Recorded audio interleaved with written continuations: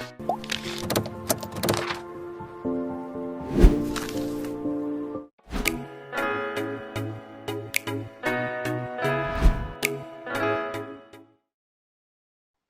everyone. It's great to be on this webinar with everyone, so many of you, and I have a very short presentation, and this will pale in interest, I think, from what we have heard for other countries. But I just thought I'll capture some of the um, uh, information that may still be relevant in this conversation. So let me begin with the first slide. In Maldives, we have this tobacco control law passed in 2010, which actually has a lot of provisions that that protects the young and the youth. And there's a total ban on tobacco advertising and promotion and sponsorship, and sale to and by minors are banned. And also recently, last year, we banned the sale of single sticks, and a vending machine, a sale by vending machine, delivery service, all these means of trade by which you can't verify the age of a person is prohibited. So there is law that is very critical to protect the youth and the children. And also this packaging of tobacco products with other products are also banned. And we have a fairly good level of bans in public smoking too. So now coming to the second point, during this COVID pandemic, some of these provisions have been violated because we started with shisha ban with in the lockdown areas, so cafes, restaurants were closed, and shisha use was banned.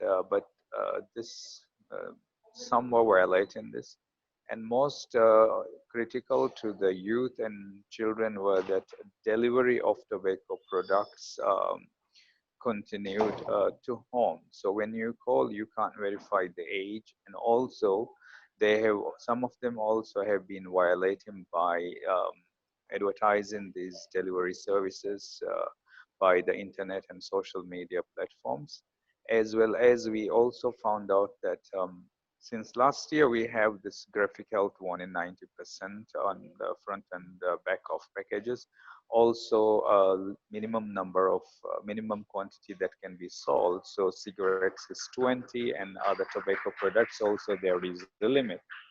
However, in the deliveries, because it is unchecked, they have also been supplying single stick to children. Yeah, how has tobacco industry interfered in during this COVID-19 lockdown?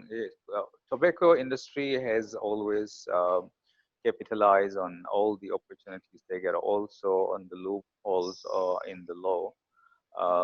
So one thing they do is they don't directly supply this sell single sticks, but they facilitate this through internet.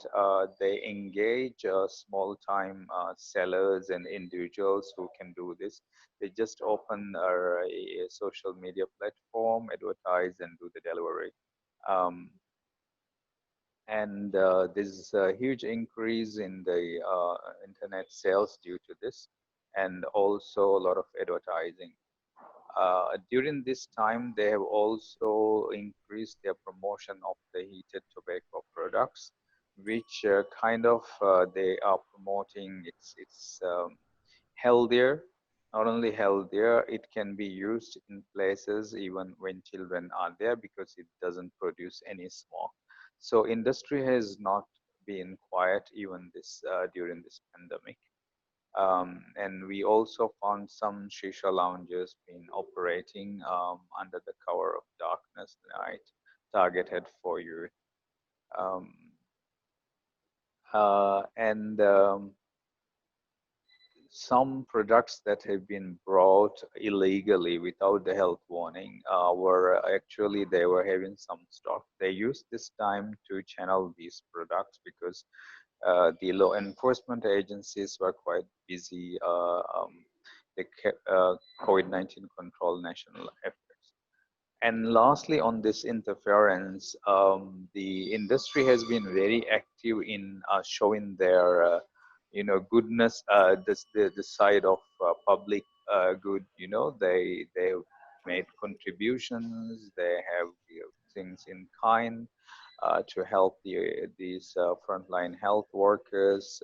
They provide a lot of items, and they help set up some centers. So the CSR activities, and as tobacco control advocates, it was really challenging for us to stop these activities because everyone is trying to contribute to the COVID-19 national effort, and to seal um, stop the industry from coming in was really challenging. Yeah, in terms of gaps, as I mentioned before, we use a lot of our police enforcers, police force in the COVID-19, especially in the capital city and Greater Male area, where most of the population concentrated, where all these sectors, we have to use almost all the police force available for COVID-19 national efforts. So the tobacco control efforts, the enforcement was very weak. And because we are also allowing families and friends to supply items to those who we put under quarantine, the government quarantine facilities, we found out in a lot of these packages, they do supply tobacco products. So it was not practical for us to open and check every package they deliver to the quarantine facilities. And whenever we try to raise this issue at a higher policy level, of course, although we have a link with COVID-19, it becomes difficult to make this a priority with the policy. And additionally, really adequately covered in the current regulation. So this is a gaping hole in our laws. For example, vaping and e-cigarettes, they have escaped the health warning regime as well as other marketing restrictions. Similarly, taxation on graphic health warning regimes also not applied to these HTPs and e-cigarettes. And lastly, on this point, inadequate risk communication and cessation services, because everyone only talks about COVID-19 right now. So, but we try to capitalize a little bit on the link and include some elements in the risk communication. This is the last slide. The way forward, I think the generally there is a goodwill due to COVID also for the importance of public health. People value life more now, and they have also realized the importance of protecting public health. So the countries and governments can actually capitalize on this, and therefore we can reevaluate our current measures after the post-COVID-19 scenario to ensure that we have stronger tobacco control measures and remains a priority. And also tobacco industry will use the new technologies and the greater use by public of the internet to market as well. So we need to be more vigilant. And we can also capitalize in the um, we can capitalize the link between tobacco and COVID-19. There's a lot of evidence, there's a lot of material available even from the WHO.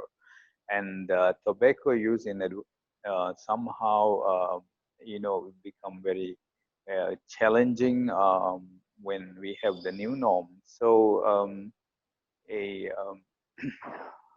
I, we have submitted to the government of Maldives, and some NGOs also leading this work, that in the new normal, that after COVID-19, we are going for a total ban of tobacco use in eateries as well as major of the public places.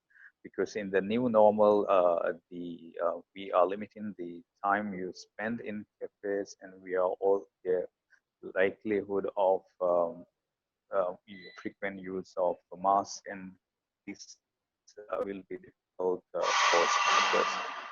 So, on final point, and my attention to a request to all of you is that we should continue our work together in the region between governments and also NGOs. Thank you.